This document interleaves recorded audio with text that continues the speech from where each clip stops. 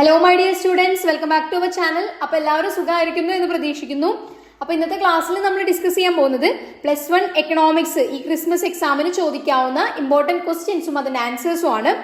അപ്പോൾ നമ്മൾ എല്ലാ വീഡിയോയും ചെയ്യുന്ന പോലെ ഇതും ചാപ്റ്റർ വൈസ് ആണ് ചെയ്യുന്നത്. നമുക്ക് +1 എക്കണോമിക്സിന് സ്റ്റാറ്റിയിൽ നിന്ന് 5 പാഠവും അതുപോലെ തന്നെ ഇന്ത്യൻ എക്കണോമിയിൽ നിന്ന് 7 പാഠവുമാണ് ഉള്ളത്. അത് നിങ്ങൾക്ക് അറിയുന്നുണ്ടാവും അല്ലേ, 7ഉം 5ഉം ആണ് ഉള്ളത്. മൊത്തം നമുക്ക് വരുന്ന പാഠം 12 എണ്ണാണ് കേട്ടോ. അപ്പോൾ ഇത്രയും ക്ലിയർ അല്ലേ? നമുക്ക് ആദ്യം ഇന്ത്യൻ എക്കണോമി നോക്കാം. ഓക്കെ, അപ്പോൾ ഫസ്റ്റ് ചാപ്റ്റർ നോക്കാം. Indian economy on the eve of independence എന്നുള്ളതാണ്. ഒന്നാമത്തെ ക്വസ്റ്റ്യൻ നോക്കാം.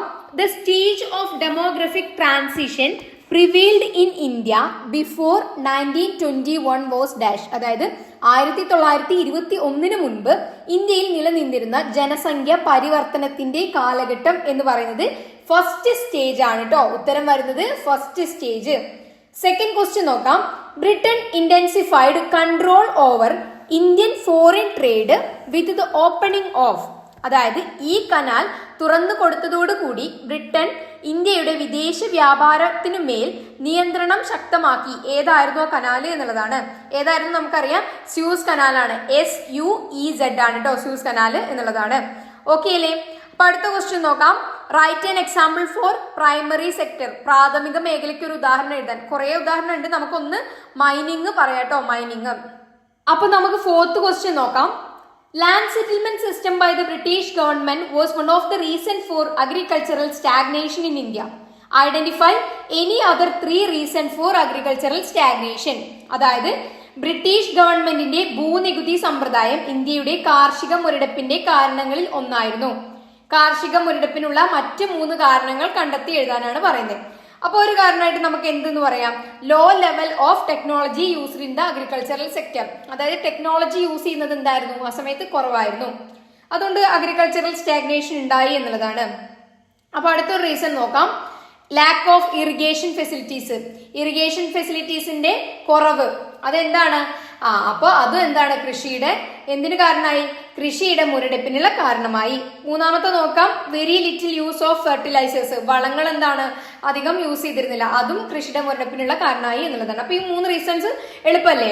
ഓക്കെ, അപ്പൊ അടുത്ത ക്വസ്റ്റ്യൻ നോക്കാം. 5ാമത്തെ ക്വസ്റ്റ്യൻ ആണ്. In the field of infrastructure, the British government took many initiatives during the colonial period. Do you consider that these are the positive contribution of the British? Substantiate. അതായത് colonial ഭരണകാലത്ത് ഇന്ത്യയുടെ ആന്തരിക ഘടന മെച്ചപ്പെടുത്തുന്നതിന് British government നിരവധി പരിപാടികൾ സ്വീകരിച്ചു. ഇത് ബ്രിട്ടീഷ് ഗവൺമെന്റിന്റെ നല്ല സംഭാവനയായി പരിഗണിക്കാമോ? സാധൂകരിക്കാനാണ് പറഞ്ഞിട്ടുള്ളത്. അപ്പൊ നമുക്ക് എന്ത് പറയാം, എന്തിനു വേണ്ടിയിട്ടാണ് ബ്രിട്ടീഷുകാർ നമ്മുടെ ഇന്ത്യയിലോട്ട് വന്നത്? വ്യാപാരത്തിന് വേണ്ടി വന്നു, അത് ഓക്കെ. അത് കഴിഞ്ഞിട്ട് എന്താണ് അവർ നമ്മളെ ചെയ്തത്? അവർ നമ്മളെ ചൂഷണം ചെയ്തു. അവരുടെ നല്ലതിന് വേണ്ടിയിട്ട് നമ്മളെ ചൂഷണം ചെയ്യായിരുന്നു അല്ലെ. അപ്പോ ഇന്ത്യയുടെ വെൽത്തൊക്കെ അവരെന്താണ് അടിച്ചുകൊണ്ട് പോയി എന്നുള്ളതാണ്. ഇന്ത്യയുടെ വെൽത്ത് മൊത്തം അവരുടെ കയ്യിലായി എന്നുള്ളതാണ്. പക്ഷെ എന്താണ്, അവർ ചെയ്ത കുറച്ച് കാര്യങ്ങളൊക്കെ ഇന്ത്യയിൽ എന്താണ് പിന്നീട് വികസനത്തിലേക്ക് വഴി വെച്ചിട്ടുണ്ട്, ലേറ്റർ ഡെവലപ്മെന്റ്സിന് കാരണമായിട്ടുണ്ട്. അപ്പൊ അതിൽ ഇമ്പോർട്ടന്റ് ആയിട്ട് പറയുന്ന ഒരു കാര്യം, നമ്മൾ ആദ്യം കൃഷി ചെയ്തിരുന്ന എന്തായിരുന്നു, ഫുഡ് ക്രോപ്സ് ആയിരുന്നു അല്ലെ. അത് പിന്നീട് അവര് വന്നതിന് ശേഷം ക്യാഷ് ക്രോപ്സിലേക്ക് ശ്രദ്ധ കേന്ദ്രീകരിക്കാൻ തുടങ്ങി. ക്യാഷ് ക്രോപ്സിനുള്ള ഉദാഹരണമാണ് നമുക്ക് പറയാം കോട്ടൺ, ജൂട്ടൊക്കെ. അപ്പൊ അതൊരു കാര്യമാണ്. പിന്നെ ഒരു കാര്യം, അവർ ഇൻട്രൊഡ്യൂസ് ചെയ്ത റെയിൽവേ. അതെന്താണ്, നമ്മുടെ 2 പ്രദേശങ്ങൾ തമ്മിലുള്ള ആ ഒരു അകലം കുറയ്ക്കുകയും ബാരിയേഴ്സ് കുറയ്ക്കുകയാണ് എന്നൊക്കെ നമുക്ക് പറയാൻ കഴിയും. റെയിൽവേ പിന്നീട് നമ്മുടെ ലേറ്റർ ഡെവലപ്മെന്റ്സിന് വലിയ പങ്ക് വഹിച്ചിട്ടുള്ള ഒരു കാര്യമാണ്. പിന്നീട് മോഡേൺ ഇൻഡസ്ട്രിയലൈസേഷൻ, അതായത് വ്യവസായവൽക്കരണം, യന്ത്രങ്ങൾ യൂസ് ചെയ്തുകൊണ്ടിട്ടുള്ള ഉൽപാദനം, അതാണ് വ്യവസായവൽക്കരണം എന്ന് പറയുന്നത് അല്ലെ. ഓക്കെ, അടുത്തൊരു കാര്യം എന്ന് പറഞ്ഞാല് ഈ എന്താണ്, ഇന്ത്യയിൽ മൊത്തം അവർ ഇങ്ങനെയുള്ള കാര്യങ്ങൾ ചെയ്തത് എന്തിനു വേണ്ടിയിട്ടാണ്, ഇന്ത്യക്കാരുടെ നല്ലതിന് ആയിരുന്നില്ല. ഇത് എന്തായിരുന്നു, അവരുടെ ഒരു സെൽഫിഷ്, അവരുടെ കാര്യങ്ങൾക്ക് വേണ്ടിയിട്ട് ആണ് ഇതെല്ലാം ചെയ്തത് ഇന്ത്യയിൽ. പക്ഷെ നമ്മുടെ ലേറ്റർ ഡെവലപ്മെന്റ്സിന് കാരണമായിട്ടുള്ള കാര്യമാണ് നമുക്ക് പറയാം. ഓക്കെ, ഇത്രയാണ് എന്തിൽ പറയുന്നത്, ഫസ്റ്റ് ചാപ്റ്ററിൽ പറയുന്നത്. ഇമ്പോർട്ടന്റ് ആണ്, എളുപ്പമല്ലേ നിങ്ങൾക്ക്? ഓക്കെ, ഇതിന്റെ വെയിറ്റേജ് വരുന്നത്, ഈ ഒരു ചാപ്റ്ററിന്റെ വെയിറ്റേജ് വരുന്നത് 3 മാർക്സ് ആണ് കേട്ടോ. 3 മാർക്സ്. ഓക്കെ അല്ലേ? അപ്പൊ അടുത്ത ചാപ്റ്റർ നോക്കാം. ചാപ്റ്റർ 2 ഇന്ത്യൻ എക്കണോമി 1950 to 1990 കേട്ടോ. ഓക്കെ അല്ലേ? ഫസ്റ്റ് ക്വസ്റ്റ്യൻ നോക്കാം. Dash came into existence in 2015 in India instead of planning commission. നമുക്കറിയാലേ ആസൂത്രണ കമ്മീഷന് പകരമായി 2015 ഇന്ത്യയിൽ നിലവിൽ വന്നത് ഏതാ? ഇപ്പൊ അടുത്ത് വന്നതാണ്, റീസെന്റ് ആണ്. ഏതായിരുന്നു? നീതി ആയോഗ് അല്ലേ? ഓക്കെ, അടുത്ത ക്വസ്റ്റ്യൻ നോക്കാം. Operation flood is connected with dash. അതായത് ഓപ്പറേഷൻ ഫ്ലഡ് എന്തുമായിട്ടാണ് കണക്ട് ആയിട്ടുള്ളത്? മിൽക്ക് പ്രൊഡക്ഷൻ ആട്ടോ, പാൽ ഉൽപാദനമാണ് മിൽക്ക് പ്രൊഡക്ഷൻ. ഓക്കെ അല്ലേ? തേർഡ് ക്വസ്റ്റ്യൻ നോക്കാം. The industrial policy resolution of 1956 formed the basis of second 5-year plan. Okay അല്ലേ? It was a milestone in the history of Indian industrial development. Point out the important features of the policy. അതായത് രണ്ടാം പഞ്ചവത്സര പദ്ധതിയുടെ അടിത്തറ രൂപപ്പെടുത്തിയത് 1956 വ്യവസായ നയ പ്രമേയമായിരുന്നു. ഈ നയം ഇന്ത്യൻ വ്യവസായ വികസന ചരിത്രത്തിലെ നാഴികക്കല്ലായിട്ട് നമുക്ക് കണക്കാക്കാം. അങ്ങനെ 1956 വ്യവസായ നയ പ്രമേയത്തിന്റെ പ്രധാന സവിശേഷതകൾ ചൂണ്ടിക്കാണിക്കാനാണ് പറയുന്നത്. അതായത് രണ്ടാം പഞ്ചവത്സര പദ്ധതിയുടെ കാര്യമാണ് കേട്ടോ. അപ്പൊ ഈ പോളിസിയുടെ ഇമ്പോർട്ടന്റ് ഫീച്ചേഴ്സ് നമുക്ക് നോക്കാം. ഒന്നാമതായിട്ട് പറയുന്നത് ഇത് എന്തിനു വേണ്ടിയിട്ടായിരുന്നു, എന്ത് പ്രൊമോട്ട് ചെയ്യാൻ വേണ്ടിയിട്ടായിരുന്നു? Regional equality. അതായത് രണ്ട് പ്രദേശങ്ങൾ തമ്മിൽ എന്താണ് ഇക്വാലിറ്റി വേണമെന്നുള്ള, സമത്വം വേണമെന്നുള്ള, ഇന്ത്യന്റെ കാര്യത്തില് ഇൻഡസ്ട്രിയലൈസേഷന്റെ കാര്യത്തില്, വ്യവസായവൽക്കരണത്തിന്റെ കാര്യത്തിൽ കേട്ടോ. അതുപോലെ എന്താണ് പ്രൈവറ്റും പബ്ലിക് സെക്ടറും എന്താണ് കോ എക്സിസ്റ്റ് ആവണം, സഹകരിച്ചു പോകണം എന്നുള്ള കാര്യം. പിന്നെ ഇൻഡസ്ട്രിയൽ പോളിസി റെസൊല്യൂഷൻ 1956 ക്ലാസിഫൈ ചെയ്യുന്നുണ്ട് ഇൻഡസ്ട്രീസിനെ 3 കാറ്റഗറി ആയിട്ടാണ്. അതിൽ ഒന്നാമത്തെ കാര്യം എന്താണ്? Exclusively owned by state. അതായത് വ്യവസായശാലകൾ എന്താണ്? ഒന്ന് സ്റ്റേറ്റിന്റെ കയ്യിലുള്ള അധീനതയിലുള്ളത്. രണ്ടാമതായിട്ട് പറയുന്നത് industries which are both in the public as well as private sector ആണ്. മൂന്നാമതായി പറയുന്നത് ഇൻഡസ്ട്രീസ് ഇൻ പ്രൈവറ്റ് സെക്ടർ ആണ്. പ്രൈവറ്റ് സെക്ടർ പക്ഷേ ആര് കൺട്രോൾ ചെയ്യും? ഗവൺമെന്റ്. എങ്ങനെയാണ് കൺട്രോൾ ചെയ്യുന്നത്? ത്രൂ ലൈസൻസ് ആണ് കേട്ടോ. അപ്പൊ 3 കാര്യമാണ് പറഞ്ഞത്. ഇൻഡസ്ട്രീസിനെ 3ആയി ക്ലാസിഫൈ ചെയ്തിട്ടുണ്ട്. എന്തായിരുന്നു? എക്സ്ക്ലൂസീവ്ലി ഓൺഡ് ബൈ സ്റ്റേറ്റ്, പിന്നെന്താണ് industries which are both in public as well as private sector. മൂന്നാമതായി പറയുന്നത് industries in the private sector which are licensed by which are regulated by the license. ഇത്രയാണ് പറഞ്ഞത് കേട്ടോ. Clear അല്ലേ? Fourth question നോക്കാം. What was the negative impact of green revolution? അതായത് ഹരിത വിപ്ലവത്തിന്റെ പരിമിതികൾ വ്യക്തമാക്കാനാണ് പറഞ്ഞിട്ടുള്ളത്. നമുക്കറിയാം 1960-70 കാലഘട്ടത്തിൽ നമ്മൾ ഇന്ത്യ എന്ത് നേരിട്ടു? ഭക്ഷ്യപ്രതിസന്ധി നേരിട്ടു. അതിനെതിരെ ഗവൺമെന്റ് എന്ത് ചെയ്യാണ്? നയം മാറ്റാൻ തീരുമാനിക്കുകയാണ്. ആദ്യം എല്ലാ കർഷകർക്കും ഗവൺമെന്റ് എല്ലാ സബ്സിഡീസും കാര്യങ്ങളൊക്കെ കൊടുത്തിരുന്നു, ആനുകൂല്യങ്ങൾ കൊടുത്തിരുന്നു. പക്ഷെ അതിനുശേഷം ഗവൺമെന്റ് പുതിയ നയത്തിൽ എന്ത് തീരുമാനിക്കുകയാണ്? അതായത് അത്യാവശ്യം റിച്ച് ആയിട്ടുള്ള സ്റ്റേറ്റ് അല്ലെങ്കിൽ പ്രദേശത്ത് മാത്രം എന്താണ് സബ്സിഡിയും കാര്യങ്ങളൊക്കെ കൊടുക്കുള്ളൂ എന്ന്. അങ്ങനെ അത് തീരുമാനിക്കുകയും ഗ്രീൻ റവല്യൂഷൻ നടപ്പിലാക്കി, ഹരിത വിപ്ലവം നടന്നു, സെൽഫ് സഫീഷ്യന്റ് ആയി. നമ്മളെ ഇന്ത്യ സ്വയം പര്യാപ്തമായി ഫുഡിന്റെ കാര്യത്തിൽ കേട്ടോ. അപ്പൊ കർഷകരുടെ കാര്യമാണ് പറയുന്നത്, നമ്മൾ അഗ്രേറിയൻ ബേസിലാണ് പറയുന്നത്. അപ്പൊ എന്താണ്, നമ്മൾ സെൽഫ് സഫീഷ്യന്റ് ആയി. പക്ഷേ എന്താണ് അവിടെ ഉണ്ടായ നെഗറ്റീവ് ഇമ്പാക്ട് എന്നാണ് നമ്മളോട് പറയാൻ പറഞ്ഞിട്ടുള്ളത്. അപ്പൊ ഒന്നാമത്തെ കാര്യം നമുക്ക് നോക്കാം. ഇങ്ങനെ വലിയ കർഷകർക്ക് മാത്രമാണ് കൂടുതലും ആനുകൂല്യങ്ങൾ ലഭിച്ചത്. അതായത് ഉത്തരമേഖലയിൽ, ഇന്ത്യയുടെ ഉത്തരമേഖലയിലാണ് എന്ത് കൂടുതൽ ആനുകൂല്യം, നോർത്തേൺ ഇന്ത്യയിലാണ് കൂടുതലും ലഭിച്ചത്. അതായത് ഇതിന്റെ ഗ്രീൻ റവല്യൂഷന്റെ ഗുണങ്ങൾ ലഭിച്ചത് ഉത്തരമേഖലയിലാണെന്ന് മനസ്സിലാക്കുക. അപ്പൊ എന്തുണ്ടായി? റീജിയണൽ ഡിസ്പാരിറ്റീസ് ഉണ്ടായി. അതായത് രണ്ട് റീജിയനും തമ്മിൽ എന്താണ് നല്ല അന്തരം സൃഷ്ടിക്കുകയാണ് ചെയ്തത്. അതായത് റിച്ച് ഫാമേഴ്സ് എന്നും അതുപോലെ പുവർ ഫാമേഴ്സ് എന്നുള്ള ഒരു കമ്പാരിസൺ, അതുപോലെ തന്നെ എന്താണ് റിച്ച് ഏരിയാസ് എന്നും പുവർ ഏരിയാസ് എന്നുള്ള ഒരു ഡിസ്പാരിറ്റി വന്നു. അതൊന്നാമത്തെ കാര്യം. രണ്ടാമത്തെ കാര്യമായിട്ട് നമുക്ക് എന്ത് പറയാം? നമ്മുടെ ഫെർട്ടിലൈസേഴ്സിന്റെ യൂസ് കൊണ്ട് നമ്മളെ എൻവയോൺമെന്റ് അല്ലെങ്കിൽ എന്താണ് നമ്മുടെ സറൗണ്ടിങ് അല്ലെങ്കിൽ പരിസ്ഥിതിക്ക് എന്താണ് നാശങ്ങൾ സംഭവിക്കാൻ തുടങ്ങി. അതായത് ഡ്രൗട്ട് പോലുള്ള, വരൾച്ച പോലുള്ള കാര്യങ്ങളൊക്കെ വരാം. അതായത് നമ്മളെ പ്രകൃതിനെ അത് ദോഷമായി ഭവിച്ചു എന്നുള്ളതാണ്. അപ്പൊ ഈ കാര്യങ്ങളൊക്കെയാണ് ഇവിടെ എഴുതേണ്ടത് കേട്ടോ. ക്ലിയർ അല്ലേ? ഓക്കെ, ഫിഫ്ത്ത് ക്വസ്റ്റ്യൻ നോക്കാം. Analyse any 3 major goals of economic planning. അതായത് ഇന്ത്യയിലെ സാമ്പത്തികാസൂത്രണത്തിന്റെ പ്രധാനപ്പെട്ട 3 ലക്ഷ്യങ്ങൾ വിലയിരുത്താൻ. ഒന്നാമത്തെ ലക്ഷ്യം നമുക്ക് പറയാം മോഡേണൈസേഷൻ. അതായത് പുതിയ ടെക്നോളജി യൂസ് ചെയ്യുക എന്നുള്ളതാണ്. പ്രൊഡ്യൂസ് ചെയ്യാൻ, ഉൽപാദനത്തിന് വേണ്ടിയിട്ട് നമ്മൾ പുതിയ ടെക്നോളജി യൂസ് ചെയ്യുന്നതിനാണ് മോഡേണൈസേഷൻ പറയുന്നത്. രണ്ടാമതായിട്ട് ഗ്രോത്ത്. എന്തിന്റെ ഗ്രോത്ത് ആണ്? ചരക്കുകളും സേവനങ്ങളും രാജ്യത്ത് നിർമ്മിക്കുന്നതിന്റെ ഗ്രോത്ത് കൂട്ടുക. അതായത് അതിന്റെ ഉൽപാദനം കൂട്ടുക എന്നുള്ളത്, അതാണ് ഗ്രോത്ത് എന്ന് പറയുന്നത്. ഇക്വിറ്റി. മൂന്നാമതായി പറയുന്നത് ഇക്വിറ്റി ആണ്. അതെന്താണ്? Inequality distribution. നമ്മൾ വിതരണം ചെയ്യുമ്പോൾ അതിലുണ്ടാവുന്ന അസമത്വങ്ങൾ ഒഴിവാക്കാൻ വേണ്ടിയിട്ടാണ് ഇക്വിറ്റി കേട്ടോ, ഇക്വിറ്റി എന്ന് പറയുന്നത്. അപ്പോൾ 3 കാര്യങ്ങൾ കൊണ്ടാണ് ഈ പ്ലാനിങ് നമുക്ക് എന്താണ് ആവശ്യമായിട്ട് വരുന്നത്. ഒന്നാമത്തെ കാര്യം എന്താണ്? പ്ലാനിങ്ങിന്റെ ഒന്നാമത്തെ ഗോള് അല്ലെങ്കിൽ എന്താണ് അതിന്റെ ലക്ഷ്യം എന്ന് പറയുന്നത് മോഡേണൈസേഷൻ ആണ്. രണ്ടാമത് ഗ്രോത്ത്, 3 ഇക്വിറ്റി. ക്ലിയർ അല്ലേ? ഓക്കെ, അപ്പോൾ 6ാമത്തത് നോക്കാം. Small scale industries play a vital role in the economic development. Write the advantages of small scale industries. അതായത് ചെറുകിട വ്യവസായങ്ങൾ സാമ്പത്തിക പുരോഗതിക്ക് വലിയ പങ്കാണ് വഹിക്കുന്നത്. ചെറുകിട വ്യവസായങ്ങളുടെ മേന്മകൾ എഴുതാൻ. ഒന്നാമതായിട്ട് നമുക്ക് പറയാം, ചെറുകിട വ്യവസായങ്ങൾ എന്താണ്? മോർ എംപ്ലോയ്മെന്റ് ഓപ്പർച്യൂണിറ്റി പ്രൊവൈഡ് ചെയ്യുന്നുണ്ട്. അതായത് അവസരങ്ങൾ, തൊഴിലവസരങ്ങൾ നന്നായിട്ട് പ്രൊവൈഡ് ചെയ്യുന്ന ഒരു കാര്യമാണ് എന്ത്? നമ്മുടെ ചെറുകിട വ്യവസായങ്ങൾ എന്ന് പറയുന്നത്. ഒന്നാമത്തെ പോയിന്റ് അത് എഴുതുക. അതുപോലെ ലോവർ എക്സൈസ് ഡ്യൂട്ടി ആണ്. മൂന്നാമതായിട്ട് നമുക്ക് എന്ത് പറയാം? ബാങ്ക് ലോണൊക്കെ ചെറിയ ഇൻട്രസ്റ്റിൽ ലഭിക്കുമെന്നുള്ള കാര്യമൊക്കെ ഇവിടെ എഴുതാം. ഓക്കെ അല്ലേ? ക്ലിയർ അല്ലേ രണ്ടാമത്തെ ചാപ്റ്റർ? ഓക്കെ, അപ്പൊ നമുക്ക് തേർഡ് ചാപ്റ്റർ നോക്കാം. ലിബറലൈസേഷൻ, പ്രൈവറ്റൈസേഷൻ ആൻഡ് ഗ്ലോബലൈസേഷൻ, അതായത് LPG. അപ്പോൾ ഫസ്റ്റ് ക്വസ്റ്റ്യൻ നോക്കാം. The international institution established in 1995, അതായത് 1955 സ്ഥാപിതമായ അന്താരാഷ്ട്ര സ്ഥാപനം ഏതാണ് എന്നുള്ളതാണ്. WTO world trade organisation. Okay അല്ലേ? അപ്പൊ നമുക്ക് സെക്കൻഡ് ക്വസ്റ്റ്യൻ നോക്കാം. The government of India decided to deregulate the industrial sector as a part of liberalisation policy 1991. List out the measures adopted for this purpose. അതായത് 1991 ഇന്ത്യയിൽ നടപ്പിലാക്കിയ ഉദാരവൽക്കരണത്തിന്റെ ഭാഗമായി വ്യവസായ മേഖലയിലെ നിയന്ത്രണങ്ങൾ നീക്കാൻ ഗവൺമെന്റ് തീരുമാനിച്ചു. ഇതിനായി ഗവൺമെന്റ് ഏതെല്ലാം നടപടികളാണ് സ്വീകരിച്ചത്? അപ്പൊ 1991 ന്യൂ എക്കണോമിക് പോളിസി പ്രകാരം ലിബറലൈസേഷൻ അല്ലെങ്കിൽ ഉദാരവൽക്കരണം നടപ്പിലാക്കി.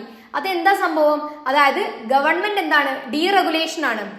ഗവൺമെന്റ് നിയന്ത്രണം കുറയ്ക്കുക അല്ലെങ്കിൽ കൺട്രോൾ കുറയ്ക്കുക എന്നുള്ളതാണ്. എല്ലാ സെക്ടറിന്റെയും മുകളിൽ നിന്നും, അതായത് industrial sector, financial sector, taxation, foreign exchange, trade, investment ഒക്കെ ഇതിൽ പെടുന്നതാണ്. അതിന് ഒരു എക്സാമ്പിൾ ആയിട്ട് പറയുന്നുണ്ട്, 1991 മുന്നേ എന്താണ് 18 ഇൻഡസ്ട്രീസ് എവിടെയായിരുന്നു? റിസർവ്ഡ് ഫോർ പബ്ലിക് സെക്ടർ ആയിരുന്നു. പക്ഷേ 91 ശേഷം ധാരണയായിട്ട് കുറഞ്ഞു എന്നുള്ള കാര്യം. അതുപോലെ RBIയോട് ചോദിക്കാതെ കാര്യങ്ങൾ, ഫിനാൻഷ്യൽ സെക്ടറിലാണെങ്കിൽ RBIയോട് ചോദിക്കാതെ കാര്യങ്ങൾ തീരുമാനിക്കാൻ തുടങ്ങി.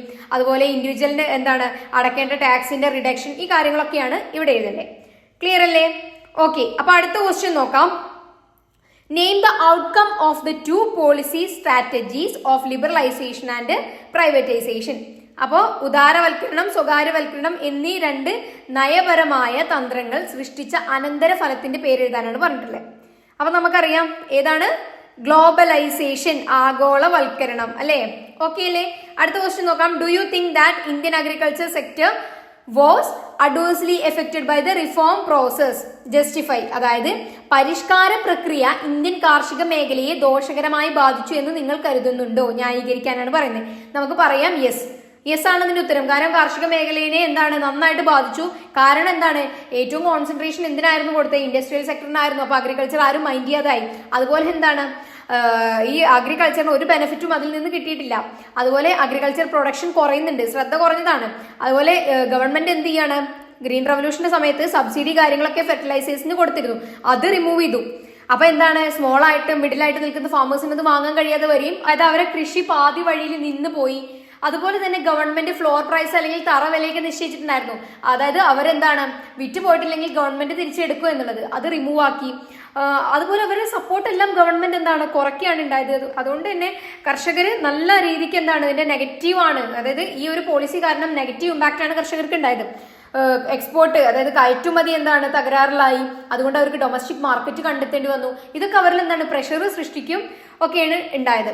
അതുകൊണ്ടാണ് നമുക്ക് എന്തെന്ന് പറയാം, അഗ്രികൾച്ചറൽ സെക്ടറിന് ഈ ഒരു റിഫോം അല്ലെങ്കിൽ പോളിസി കൊണ്ട് വലിയ പ്രയോജനമൊന്നും ഉണ്ടായിട്ടില്ല എന്നുള്ളത്. ക്ലിയർ അല്ലേ?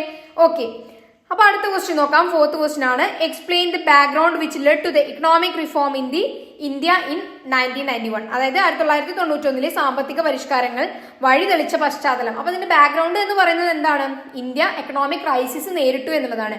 അതായത് ഇന്ത്യക്ക് എന്താണ് കട എടുത്തതൊന്നും തിരിച്ചടയ്ക്കാൻ പറ്റാതെയൊക്കെ വന്നപ്പോൾ ഇന്ത്യ എന്താണ് പോളിസിയിൽ മാറ്റം വരുത്താണ് ഉണ്ടായത്. അപ്പൊ ഈ കാര്യങ്ങളൊക്കെയാണ് ഇവിടെ എഴുതേണ്ടത്. ഈ ഒരു ചാപ്റ്ററിന്റെ വെയിറ്റേജ് എന്ന് പറയുന്നത് 6 മാർക്കാണ്. അത്യാവശ്യം കാര്യമായിട്ട് തന്നെ നിങ്ങൾ പഠിച്ചു പോവാ കേട്ടോ. ഓക്കെ അല്ലേ? അപ്പൊ നമുക്ക് ഫോർത്ത് ചാപ്റ്റർ നോക്കിയാലോ. ഫോർത്ത് ചാപ്റ്റർ ആണ് പോവേർട്ടി എന്ന് പറയുന്നത്. ഇതിന്റെ വെയിറ്റേജ് വരുന്നത് 6 മാർക്ക് തന്നെയാണ്. അപ്പൊ ഇതും ഇമ്പോർട്ടന്റ് ആണ്, പഠിച്ചു പോവാ കേട്ടോ. അപ്പൊ എന്താണ് ആദ്യം നമുക്ക് നോക്കാം. ഡിഫൈൻ പോവർട്ടി ലൈൻ, അതായത് ദാരിദ്ര്യ രേഖ എന്നതിനെ നിർവചിക്കാനാണ് പറയുന്നത്. പോവർട്ടി ലൈൻ എന്ന് പറഞ്ഞാൽ എന്താണ്? ഒരു കട്ട് ഓഫ് പോയിന്റ് ആണല്ലേ. അതായത് which divides the total population into group. അതായത് മൊത്തം ജനങ്ങളെ എന്താണ് 2 ഗ്രൂപ്പാക്കി തിരിക്കും. എന്തായിട്ട്? റിച്ച് എന്നും പുവർ എന്നും. ക്ലിയർ അല്ലേ? അങ്ങനെ ഒരു കട്ട് ഓഫ് ലൈൻ ആണ് നമ്മൾ എന്തെന്ന് പറയാ? പോവർട്ടി ലൈൻ കേട്ടോ. Below poverty line, above poverty line അറിയാലോ. ഓക്കെ, അപ്പൊ അടുത്ത ക്വസ്റ്റ്യൻ നോക്കാം. Prepare an essay on various policies and programs towards poverty alleviation in India. അതായത് do you find any fault in the implementation of these program. 2 question ഉണ്ട് കേട്ടോ. അപ്പോൾ first question നോക്കാം. ഇന്ത്യയിൽ നടപ്പിലാക്കിയ വിവിധ ദാരിദ്ര്യ നിർമ്മാർജ്ജന നയങ്ങളെയും പരിപാടികളെയും സംബന്ധിച്ച് ഒരു ഉപന്യാസം തയ്യാറാക്കാനാണ് പറഞ്ഞിട്ടുള്ളത്. അപ്പൊ ഇന്ത്യയിൽ എന്താണ് വിവിധ തരത്തിലുള്ള പോവർട്ടി അലിവേഷൻ പ്രോഗ്രാംസ് നടപ്പിലാക്കിയിട്ടുണ്ട് അല്ലേ. അപ്പൊ നമുക്കത് ഓരോന്ന് ക്രോണോളജിക്കൽ ഓർഡറിൽ നമുക്ക് നോക്കി വരാം കേട്ടോ. അതായത് 1970 ഫുഡ് ഫോർ വർക്ക് എന്നുള്ള ഒരു ഇനീഷ്യേറ്റീവ് എടുത്തിട്ടുണ്ടായിരുന്നു. ഇത് എന്തിനു വേണ്ടിയിട്ടാണ്? നമ്മളെ എന്ത് എക്സ്പാൻഡ് ചെയ്യാനാണ്? സെൽഫ് എംപ്ലോയ്മെന്റ് പ്രോഗ്രാം REGP അതിനുള്ള ഉദാഹരണമാണ്. അതുപോലെ വേജ് എംപ്ലോയ്മെന്റ് പ്രോഗ്രാം അതിനുള്ള ഒരു ഉദാഹരണമാണ് NFWP എന്നുള്ളത്. മൂന്നാമത്തെ ഒരു മാർഗം എന്ന് പറയുന്നത് ബേസിക് അമ്യൂണിറ്റീസ് പീപ്പിൾസിന് കൊടുക്കുക എന്നുള്ളത്. അതായത് മിഡ് ഡേ മീൽ പദ്ധതി, കുട്ടികൾക്ക് ഉച്ചഭക്ഷണം കൊടുക്കുന്നതൊക്കെ ഇതിൻ്റെ ഭാഗമായിട്ടാണ്. നമ്മുടെ ദാരിദ്ര്യം ഇല്ലാതാക്കാൻ വേണ്ടിയിട്ടുള്ള ഒരു പദ്ധതിയായിരുന്നു. അപ്പോൾ ഈ 3 കാര്യങ്ങളാണ് ഇവിടെ എഴുതേണ്ടത്. അപ്പോൾ ഈ കാര്യങ്ങളൊക്കെയാണ് ഇവിടെ എഴുതേണ്ടത്. ഇതിനുള്ള ഒരു എക്സാമ്പിൾ നിങ്ങൾക്ക് മനസ്സിലാവാൻ വേണ്ടിയിട്ട് ഞാൻ പറയാണ്. തൊഴിലുറപ്പ് പദ്ധതി, നമ്മളെ നാടുകളിൽ കാണുന്ന തൊഴിലുറപ്പ് പദ്ധതി എന്ന് പറയുന്നത് എന്തിനാണ്? അതായത് വയസ്സായിട്ടുള്ള ജനങ്ങൾക്ക് എന്താണ്, അവരെന്താണ് സമ്പാദിക്കണം, അവരെ പ്രൊമോട്ട് ചെയ്യണം. അതിന് വേണ്ടിയിട്ട് അവർക്ക് എന്താണ് ചെറിയ ചെറിയ പണികളാണ് കൊടുക്കുക. എന്നിട്ട് എന്താണ് 100 ദിവസത്തെ വർക്ക്, അതിന് ഇത്ര പൈസ എന്നുള്ളത്. അപ്പൊ അവരെ എന്താണ് സ്വയം പര്യാപ്തരാക്കുകയാണ്. വേറൊരാളെ ആശ്രയിക്കാതെ അവരെന്താണ് ജോലി ചെയ്ത് ചെറിയൊരു വരുമാനം അവരുടെ കാര്യത്തിന് വേണ്ടി കിട്ടുക. അപ്പൊ ഇതൊക്കെ എന്താണ് അവരെ ദാരിദ്ര്യം ഇല്ലാതാക്കാൻ സഹായിക്കും. ഓക്കെ അല്ലേ? ഇത്രയേ ഉള്ളത്. അപ്പോൾ ഇതിന്റെ ഒരു ഫോൾട്ട് എന്ന് പറയുന്നത്, ഇതിന്റെ ഒരു ദോഷവശം എന്ന് പറയുന്നത്, ഒന്നാമത്തെ കാര്യം നമുക്ക് പറയാം, ഇത് കിട്ടുന്നത് നോൺ പുവർ ആയിട്ടുള്ള ആൾക്കാർക്കും ലഭിക്കുന്നുണ്ട്. അതുപോലെ റിസോഴ്സ് അലോക്കേറ്റ് ചെയ്യുന്നത് എന്താണ്, ഗവൺമെന്റ് അലോക്കേറ്റ് ചെയ്യുന്ന റിസോഴ്സ് തികയാതെ വരുന്നുണ്ട് എന്നുള്ളതും. പിന്നെ ഒരു കാര്യം എന്ന് പറഞ്ഞാൽ നമ്മൾ ഇതിനൊക്കെ ആരെ ഡിപ്പെൻഡ് ചെയ്യേണ്ടി വരും? ഈ ഒരു കാര്യം ഇംപ്ലിമെന്റ് ചെയ്യണമെങ്കിൽ ബാങ്ക് ഒഫീഷ്യൽസ് അതുപോലെ കുറേ ആൾക്കാർ, ഇതിൻ്റെ ഇടയിൽ വരുന്ന ഇടനിലക്കാരെ എന്താണ് നമ്മൾ ഡിപ്പെൻഡ് ചെയ്യേണ്ടി വരും. അതായത് ഈ ദാരിദ്ര്യം ഉള്ളവരുടെ അടുത്തേക്ക് എത്തുമ്പോഴേക്കും കുറേ ആൾക്കാർ കഴിഞ്ഞിട്ടാണ്, ഇടനിലക്കാർ കഴിഞ്ഞിട്ടാണ് അവരുടെ അടുത്തേക്ക് ഈ ഒരു പദ്ധതി നടപ്പിലായി എത്തുക അല്ലേ. അപ്പോൾ അതൊക്കെ അവരുടെ ഒരു ലാഗൊക്കെ വരുമ്പോൾ എന്താണ് പദ്ധതി നല്ല സ്മൂത്തിൽ നടക്കാതെ വരുന്ന കാര്യങ്ങളൊക്കെ ഇതിന്റെ എന്താണ് ഒരു ദോഷവശമായിട്ട് നമുക്ക് കണക്കാക്കാം. ഇത്രയേ ഉള്ളൂ ഈ ഒരു പാഠം. ക്ലിയർ അല്ലേ? ഓക്കെ. ഇതിൽ നിന്ന് ഇമ്പോർട്ടൻ്റ് ആയിട്ട് വരാം essay on various policies and programs towards poverty alleviation. അതായത് ദാരിദ്ര്യം ഇല്ലാതാക്കാൻ വേണ്ടി ഗവൺമെന്റ് എടുത്ത നടപടികളൊക്കെയാണ് എഴുതേണ്ടത് കേട്ടോ. 3 കാര്യമാണ്: സെൽഫ് എംപ്ലോയ്മെന്റ്, വേജ് എംപ്ലോയ്മെന്റ്, അതുപോലെ തന്നെ providing basic amenities to the people. Clear അല്ലേ? ഓക്കെ.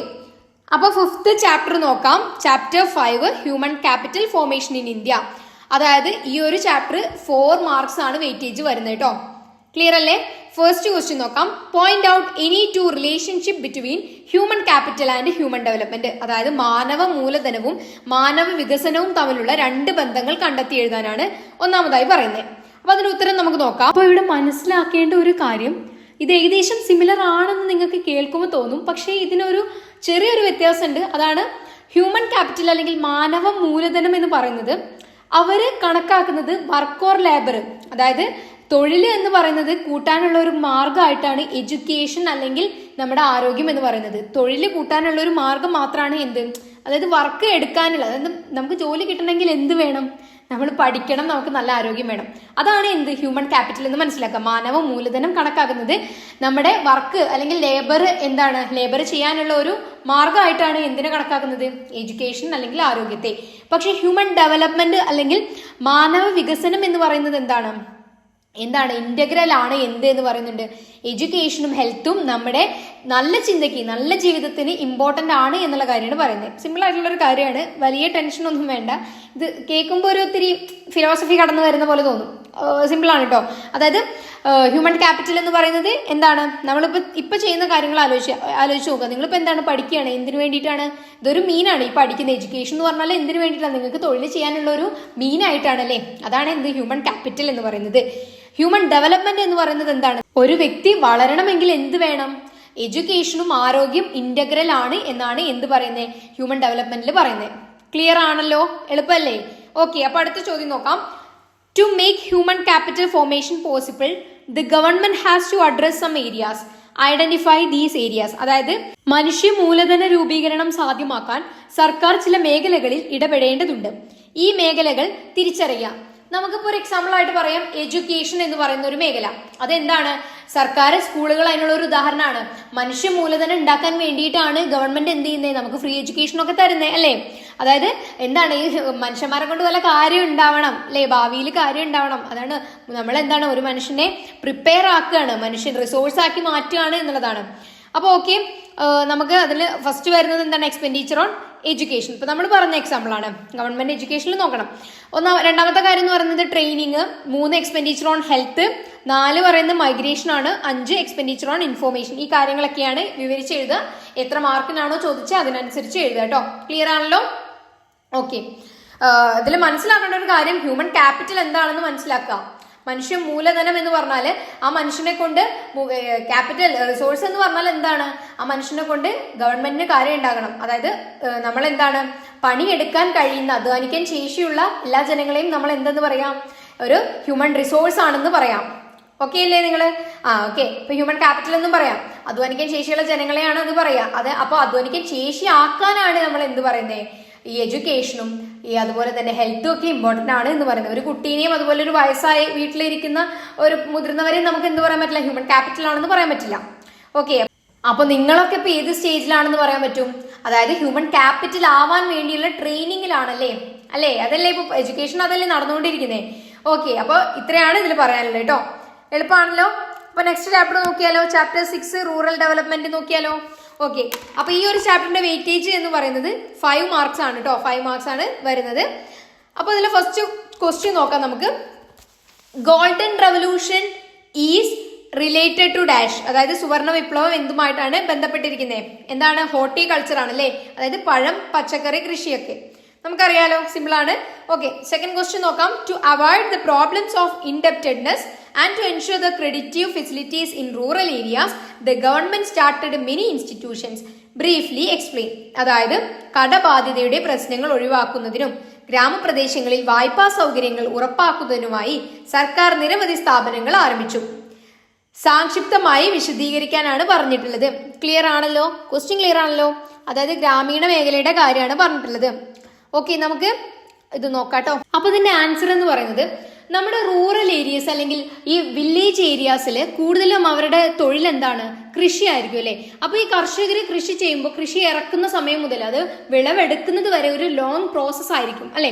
അപ്പൊ ഈ ഒരു പ്രോസസ്സിൽ അവർ എന്താണ്? ഫസ്റ്റ് ഒരു ക്യാപിറ്റൽ ഇറക്കിയിട്ടുണ്ടാവും. ആ ക്യാപിറ്റൽ അവർക്ക് തിരിച്ചു ലഭിക്കുക എപ്പോഴാണ്?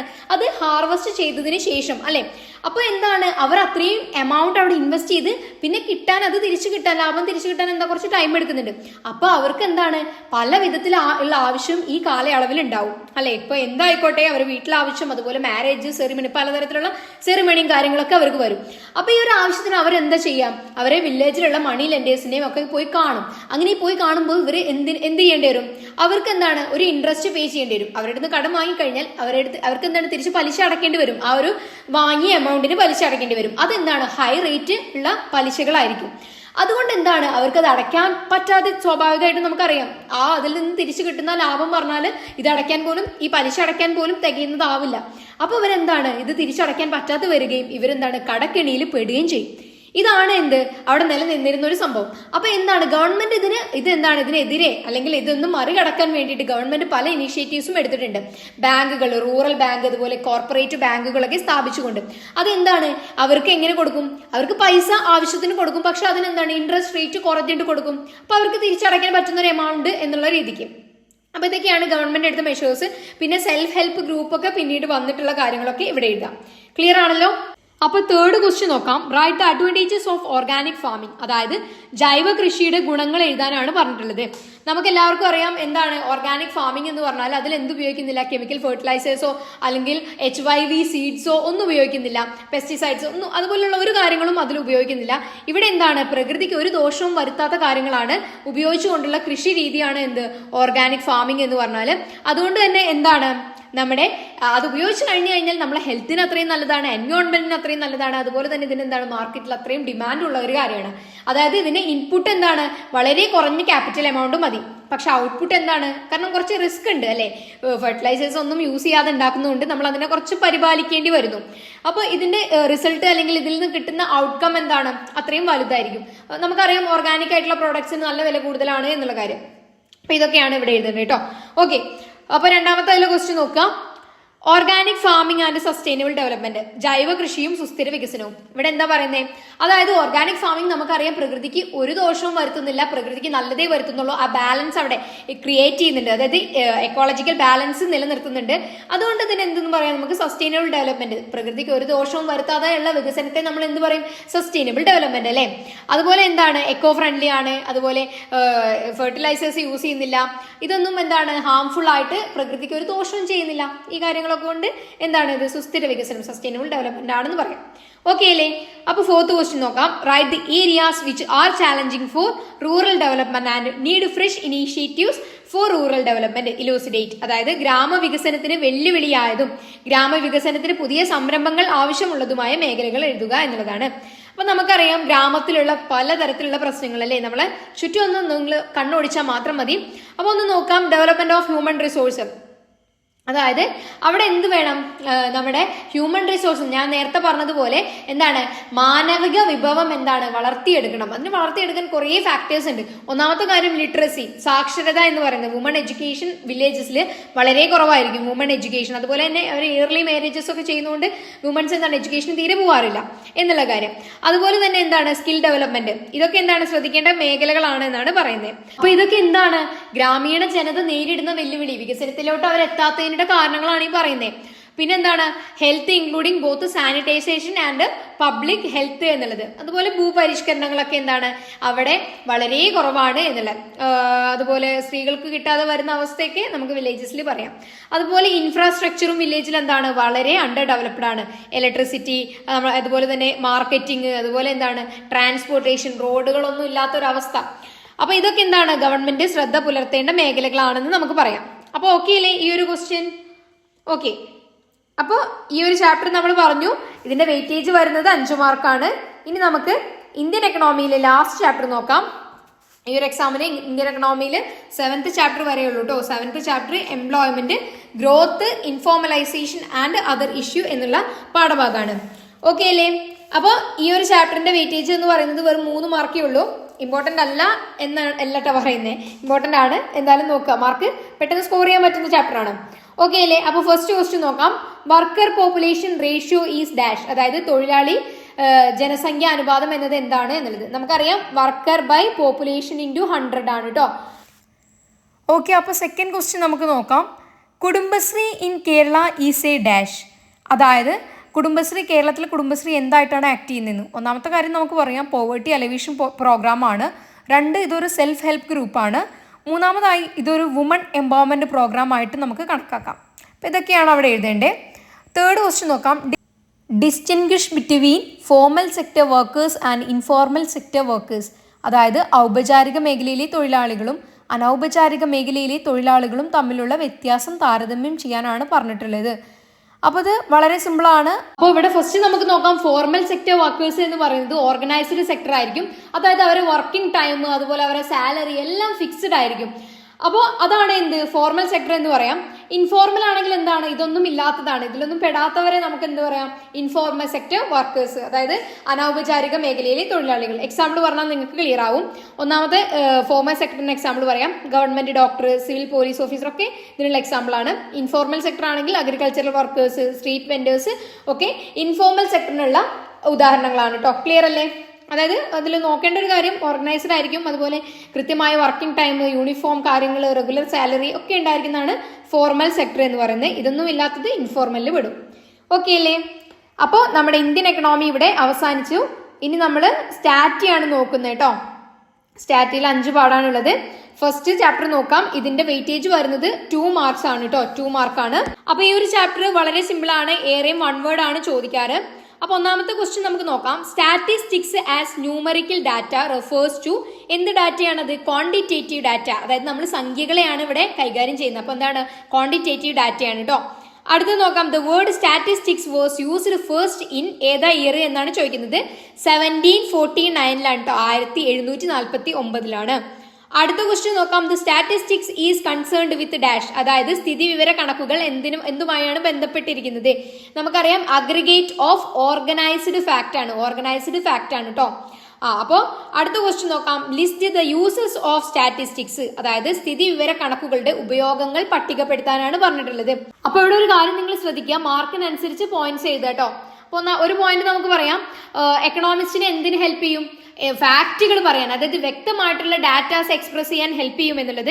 അതുപോലെ തന്നെ ഒരു പോയിന്റ് നമുക്ക് പറയാം, മാസ് ആയിട്ടുള്ള ഡാറ്റ, അതായത് വലിയൊരു ഡാറ്റയുടെ ഒരു കൂട്ടത്തിനെ സിമ്പിൾ ആയിട്ട് നമ്പേഴ്സിൽ എക്സ്പ്രസ് ചെയ്യാൻ പറ്റും എന്നുള്ള കാര്യമൊക്കെ ഇവിടെ എഴുതാം കേട്ടോ. വളരെ എളുപ്പമാണ്. ഓക്കെ, ഫസ്റ്റ് ചാപ്റ്റർ ഇത്രയേ ഉള്ളൂ. സെക്കൻഡ് ചാപ്റ്റർ നമുക്ക് നോക്കാം.